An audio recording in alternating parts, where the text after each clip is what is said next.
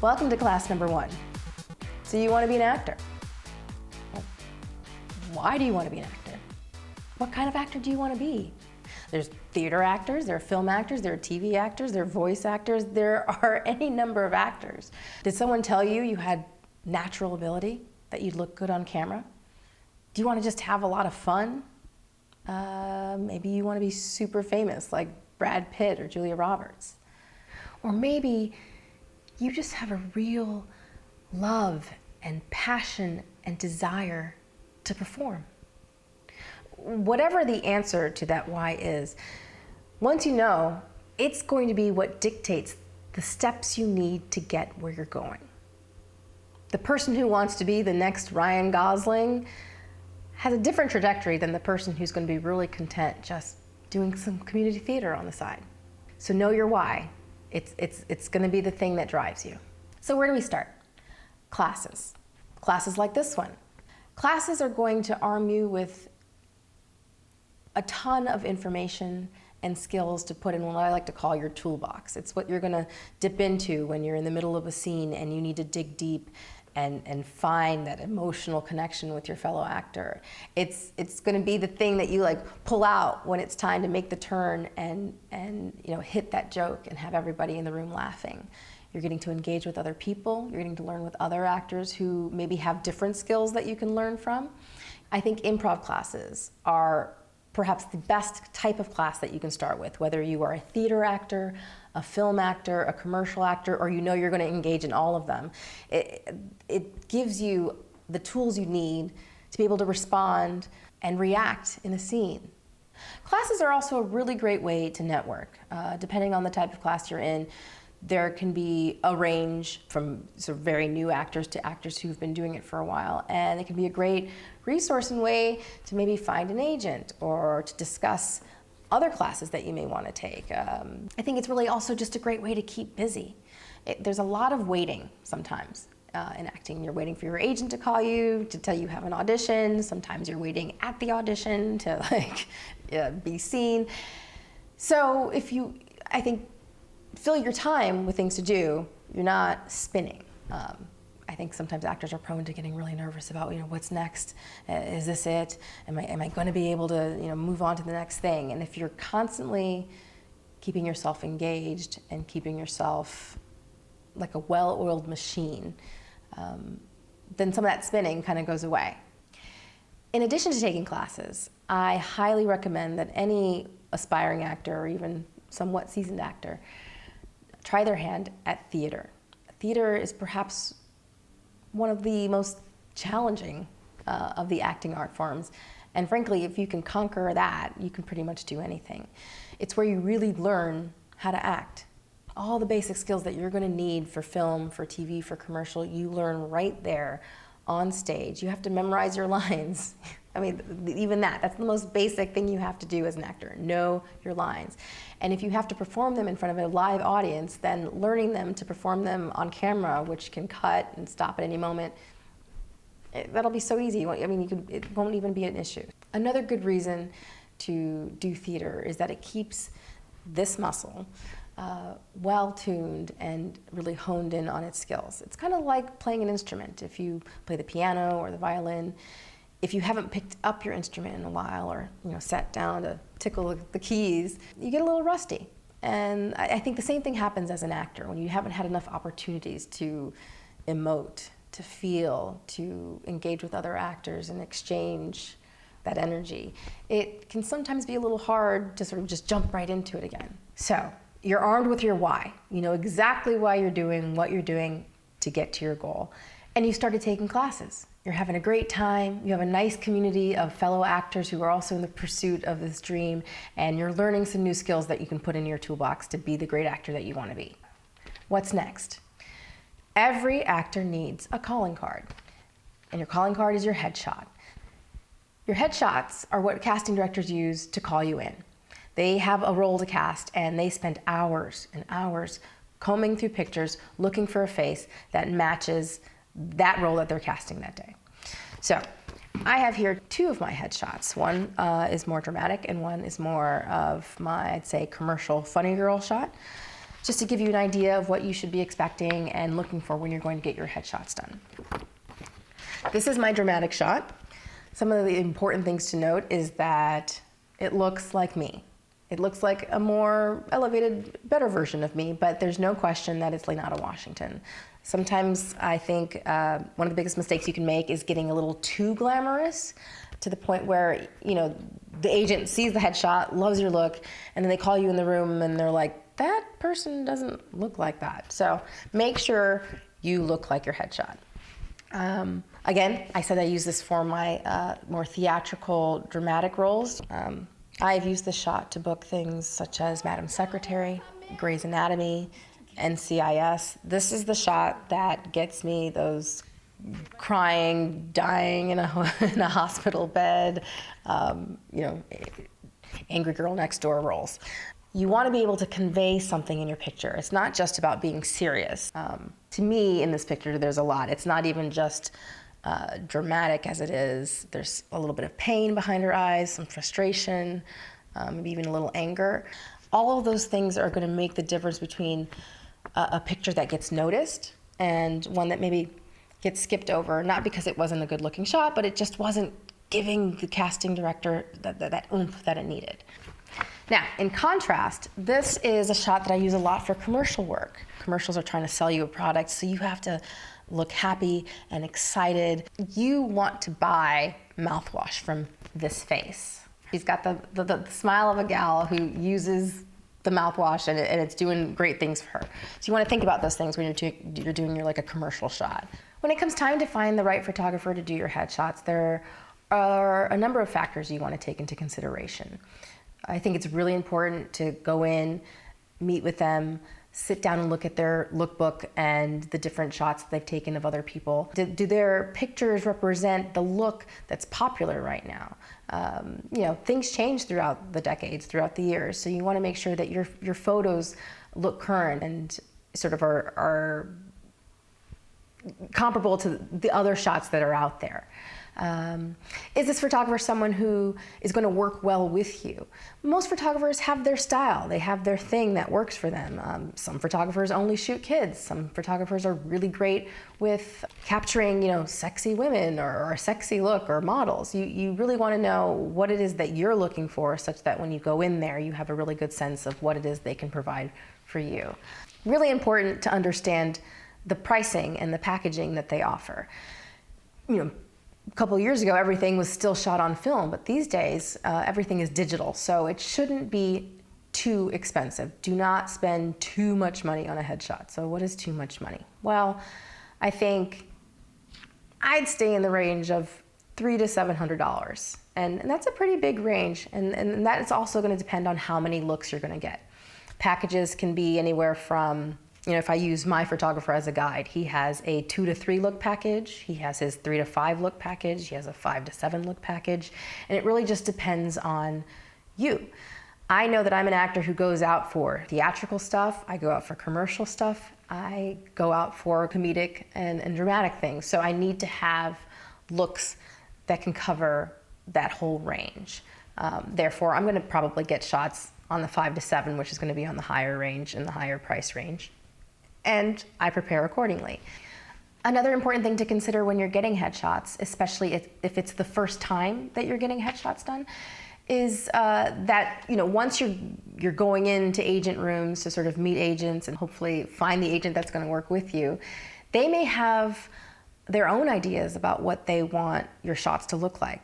So I would say that if you're just starting out, maybe get something, start with a smaller package, because you might find an agent who really loves you and wants to work with you, and then they may want to see an additional shot, or they may want to see a different look, or maybe they recognize that you have potential that you weren't even aware of that they want to see in a photo. So you might have to go out and get a second session.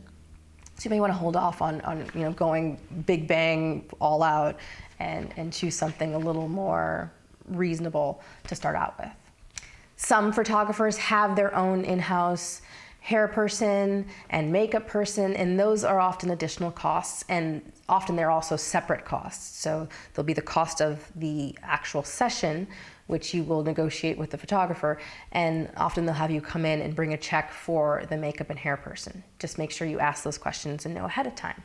Also ask to see the lookbook of the hair and makeup person, because you want to make sure that they can, let's say you're a person of color, can they do makeup for your skin type? Can this photographer light me in a way that is really going to make my pictures shine and pop and give the best representation of what I look like? So now that you have your pictures, to sort of complete the package of your calling card, you're going to need to have a resume. Yeah. On the back of my picture is a horizontal picture, but regardless, the headshot, the resume, goes on like this. As you see, I have listed at top my television shows, followed by any film that I've done. And I used to have theater on here, but I've done so much television and I tend to do more on-camera stuff these days than I do theater, that this one doesn't have it on this one, but you can, if you're someone who wants to still do theater, put a little note in there that says, plays available upon request kind of thing. I do not have any commercial on here because commercial is just a little bit, it's just different. It's actually often not beneficial for you to have commercial on there. Let's say you're going out for a Coke audition. They don't need to know that maybe you did a Pepsi commercial 2 years ago or you did Fanta. That's not important, and it could actually work against you.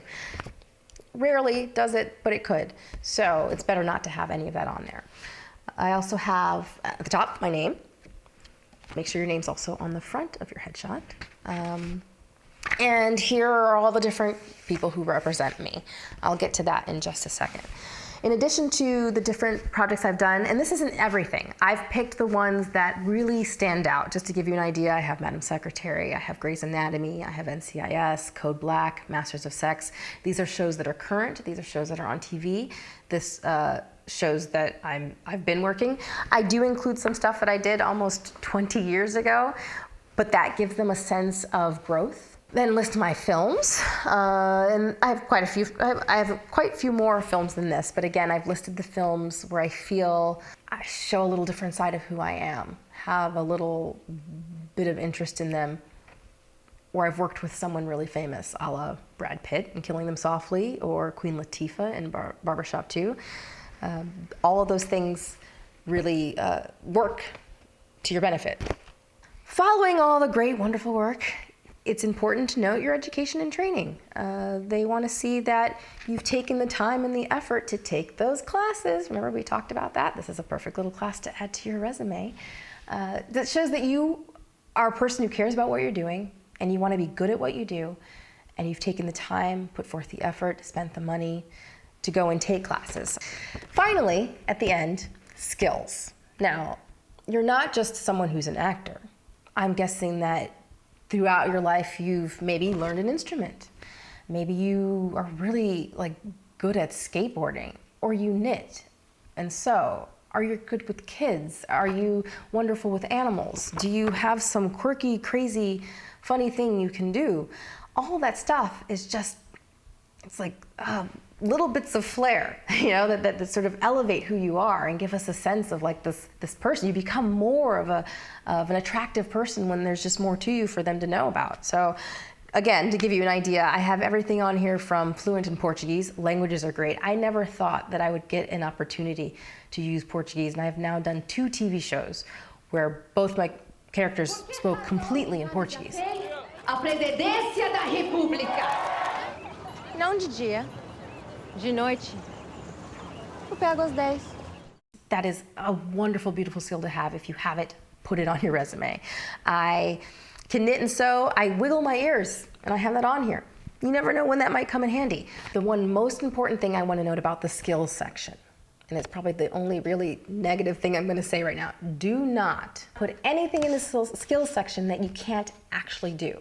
If you say that you can ride horses, please make sure that you've ridden horses before, because you might be called to task, and if you fail at it, it can be one of those things that just stays in the back of the mind of the casting director. Some people like to include their weight and their height and all of that other jargon on there. I would say for theater, that's something that's really great, but for your everyday, like working in film, working in TV, that's not something necessary. They'll see you when you walk in the room. And if you look like the body type they need, that's great. You don't need to give them a number to sort of start guessing about whether or not you're the right size to bring into the room. So yeah, headshot, resume, perfect calling card. Quick recap, you've got your why. You're super confident in moving forward. You've taken some wonderful classes, some great things to put on your resume, some added skills. Even go out and take a dance class. Dance is another great thing to have on there. You've found a photographer. You've got beautiful headshots. Now it's time to find an agent. And this is probably one of the more challenging steps ahead of you, because to get work, you need an agent. And often to get an agent, you need to have work. It's one of those weird catch-22s. So here's some basic facts about agents. There are different types of agents. You can have your total package agent. And by that I mean they're the kind of agency that will handle all of your work, whether it is theatrical. And when I say theatrical, it's not to be confused with theater. Theatrical work in the film and TV business represents film and TV. They will also cover commercial work and also voiceover. So it's like your one-stop shop. You don't have to worry about anything else. They will cover you there. Sometimes, especially when you're dealing with smaller boutique-y type agencies, they really only focus on one thing. I, for instance, have an agent that deals only with my theatrical stuff. When I have a film or TV audition, that comes solely from their office. Then I have a separate commercial agent, and they call me in for commercial work. They also have a print division in those rare occasions that there's a crossover with the commercial and the print. How do I find agents? Well, just like with finding your classes, I think a good way to start is the internet. There's a wonderful resource there to sort of look up the different agencies that are present in your state or town, or which ones are closer. Obviously, if you're in New York, LA, or Chicago, or even Atlanta, there are some really well-known, reputable agencies there. Also, if you have a local union office, SAG-AFTRA, and just for those of you who may not know, SAG means Screen Actors Guild, and AFTRA is the American Federation of Television and Radio Artists. And they are two unions that came together. SAG-AFTRA has a list of all of the union agents and agencies that they work with. And that's a great step to go in and not only meet SAG-AFTRA people and ask questions of them about how the union works, but they can give you lots and lots of information as a beginning actor, or someone who's just starting out, about what you need to do and what agencies are really good ones to look at. Now, once you have this information, it sort of becomes sort of on you to keep reaching out. I would say call. I'd say email. If you happen to, get a theater show or something, send them a postcard if you do, saying that you're doing the show and you'd love to maybe have them come out and check you out.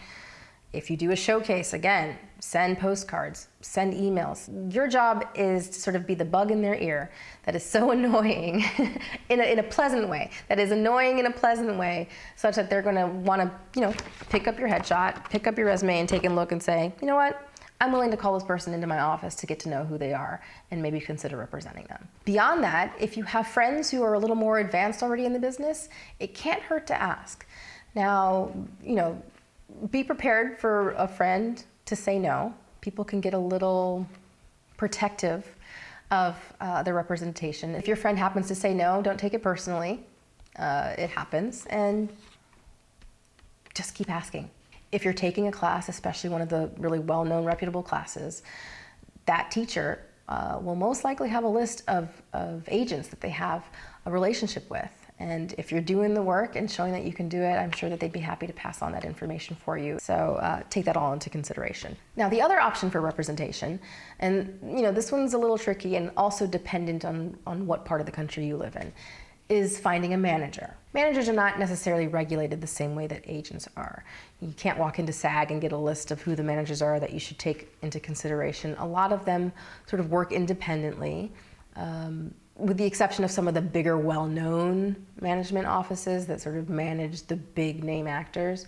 Most of the managers you meet are sort of independent freelance people who've taken on this particular job, and they can charge anywhere from 10% commission to 20% commission. I think most reputable managers, like mine, only take 10%. They kind of mimic what an agent would do. There are some really good ones who probably also take 15 to 20%, but in general, 20% of your check going to one person, especially when that person isn't allowed to negotiate your contract for you in the same way that an agent is, it seems like a hefty percentage to take, especially early on in your career. Now, if you run into a situation where it's a little bit harder to get in the door to see some agents, if you find a really good manager, that manager has relationships with agencies, and that's where they can pay off. They can get you in the room where you may not be able to and help you find an agent. As you get into your career, for instance, I've tested for a number of TV shows, tested for some films. I also have a lawyer. So in addition to the 10% I give my manager, the 10% I give my agent, I give 5% to my lawyer only when he's called in to negotiate. So there's that. I'd say really, if you're just starting out, the need for a manager is minuscule. Again, the good thing about managers is that they're looking at your career as a whole. They're trying to really build you from the bottom up, and that's kind of nice because often agents focus a lot on getting you work. And it's not that they don't really care about the trajectory of your career, because again, the better parts, the bigger parts you get, the better money you're making, which means their 10% also grows. But at the end of the day, they represent a lot of people often in their roster, whereas a manager is going to keep their list pretty short and discreet. They're going to have, maybe one other girl who's kind of your type, or one other guy who looks kind of like you. But my manager, for instance, I don't think her roster goes above 20 people. So those are things to consider when you're going out and looking for representation.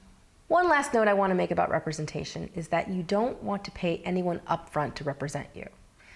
Agents and managers get paid when you get paid. They find you the work, you go out and do the work, you book it, then they get a percentage from that check. Anyone who's asking you to pay them up front to get you in the door, to get you to meet agents and things like that is not someone you want to work for. This person is just trying to take your money, and that's not how it works. Well, we've come to the end of our first class. I hope that you feel armed with some great information. Now, as a little bonus for you, I sat down with an agent to talk about the business so you can get more information from their perspective. My guest today is talent agent Lene L.B. Bell with BH Talent. Thank you so much for joining us. Thank you for having me. How are you? I'm well. How are you? I'm doing good. Thank you. Good. Please just start by telling me a little bit about yourself, how you got started, what you do. I am partner or CEO of BH Talent, stands for Bell Hall Talent Agency. We're a full service agency. We work with actors, writers, directors, producers, authors, you name it, we have it. Where else? What else? Let me see. I started in the business many moons ago. I used to be a hip hop artist. Oh. Yes, and I used to host television shows and interview upcoming rap artists and musicians and so forth coming in from Seattle, Washington. Nice. So that's kind of how I got into it. My mother was an actress she was an actress and a producer. Mm-hmm. So I've always been in the industry. Mm-hmm. I just didn't have a title for it. Mm. Right? Didn't really know what that was. Didn't have your brand yet? Didn't have my brand yet, right? Right? I just knew that I was worked really well with people. So I met a talent agent. Her name was Sheila Leggett. I love her to death. Mm-hmm. Sheila, love you. Mm-hmm. And she asked me to be her partner, and that's when I got the talent agent title, per se. Mm-hmm. And that became the journey. 4 years later, I left and I started my own agency. I went to another agency, and then from there, within a year, I launched my own talent agency. So what is the job of a talent agent? Talent agents procure jobs. what don't we do? Right. So we look for jobs. That's building relationships, having the relationships that we currently have, expounding on that, and pretty much selling our talent. And my favorite part is the negotiation aspect. Love it. I love negotiating. Nice. Now, what would you say is, a lot of people often ask, do I get a talent agent? Do I get a manager? Do I need both? When do I get them? What is the difference between what you do and what a manager does, would you say, in your opinion? Talent agents, specifically if there's non-relational, they're just looking for jobs. Management, they typically try to handle your day-to-day. Okay. Things that you need, relationship, getting you on red carpets, relationships for the PR, middlemen, if you will. And then the talent agents are the ones that find the work, negotiate the work, and look for those outings to get you to the next level. Can managers secure you the job in the same way that a client that an agent does? What specifically, if someone they can bring those things to the table, they're not supposed to negotiate those things on the table, because again it becomes bonding, and there's lots of lawsuits because again we're bonded for that. In the event something happens, the talent sues us, we're licensed and bonded to be able to negotiate on their behalf. Got it. How do you go about choosing the actors that you want to represent? What is it about them that stands out? Are there certain qualities you look for, or certain attitude or energy? Well, when I actually got into this, it was more or less because I wanted to help the world, right? And I loved the passion that they had and the passion that I had, and I naturally had a gift for it. I won't say it's the one thing I look for, but what I'd like to see is that they know who they are and what they want to bring to the table, what their brand is, right? And a lot of time we have these lost souls navigating through, and they're like, I want to be this. That's great, but what have you done to invest in yourself to make that happen? And a lot of people would say, oh my God, once I get this talent agent, then everything's going to be beautiful. No, I mean, yes, but no. What are you doing? Because we're now a partnership, right? We're the 10%ers. What are you doing to build your brand? Because we're coming in to partner with you. So what I look for is you knowing what and who you are. What is it that you're going to bring to the table? Do you know what you look like, what your loves are, what your passions? I always ask about your top fives. And what I mean by top fives are who are your top TV, your favorite top 5 television shows, top 5 movies. Typically clients can't say, oh, I'm this or I'm that, or they'll tell me I'm this type. Well, what does that mean? Right. And I like people that don't act, because I believe the moment you start acting is the moment we're not going to book. Right. So tell me about you so we can put you in scenarios and scenes that you're not acting, that you can relate to, that's just a natural you that you're naturally gravitating to, and you can just shine. So I'm an actor who's living in the middle of the country, not on any of the coasts, and I have decided that this is what I want to do. I'm driven. I'm going to move to LA. What are the steps I take now to find an agent? Network, friends. I will tell you that if you do a lot of those educationals with different casting directors, those are great circuits to be in, because again, we're always looking. We're always looking, and I am a personal believer on timing is everything. You can still submit to the top, have your top 10, top 20 casting agencies, do your research on them, because a lot of times they want to go for the big ones, right? Right. And they got bigger a lot isn't of always more better. work. Right, bigger is not always better, but look at some place that you can put yourself in and shine. So that's what I say, start there. The educational circuits are truly, truly, truly amazing, because the connections that team has as well, they're always pitching, and we're all back and forth. Right. We're pitching what we have, they're talking about, ooh, have you seen this? And we've picked up a lot of clients through just referrals. And I've gone to many of my favorite friends' workshops and her labs, and I'm like, okay, let's go. And they don't have their stuff together. And I'm like, you're great, but you're not packaged correctly. You're not ready. So what does that package look like? What does a packaged actor look like? Headshots. Do you have a reel? Your resume. Can we understand it? Is it a whole bunch of shorts? Right. Here's my list of casting directors that know and love me, networks, projects that I've been working on, and people I've talked to. They're ready to talk to me. Right. As opposed to, I don't know. That's a good question. I don't know what my top 5 are. I don't know what I like. Okay, then what? Then how can you know what direction you want to go in? My point. Right. Any other wonderful sage advice you could offer to our actors, those who are ready and wanting to jump in? Yes, I'd say do you, be you, and shine. That is my staple saying that I say to everyone. Knowing who you are, stand in on who you are, and no one can change that. Authenticity is in 2018, 2019, and moving forward. We are looking to see the original you. You can only fake that for so long, the fake, the unauthentic side of you. So I say stand in that. We're going to find you. You will be found, you will be noticed, and that is going to stand in front of the scenes that people are going to want to gravitate to. Okay? So just keep focused on that, and don't let anyone deter you, stop you, tell you what you cannot do. You live in that, and you keep pursuing that, and just have tunnel vision specifically for that, and know who you are. Yes. Thank you so much for joining us today. Your energy's been fabulous, and everything you've said, I think, is going to really help our viewers sort of make some decisions and move forward. Well, thank you for having me. I'd love to come back if you guys. We'll have you back anytime. Thank you. You guys, it's been great. I hope you like these little jewels, and just think about them. Yeah. Thanks. Well, that's it for today. Thanks for watching, and stay tuned for our next great lesson.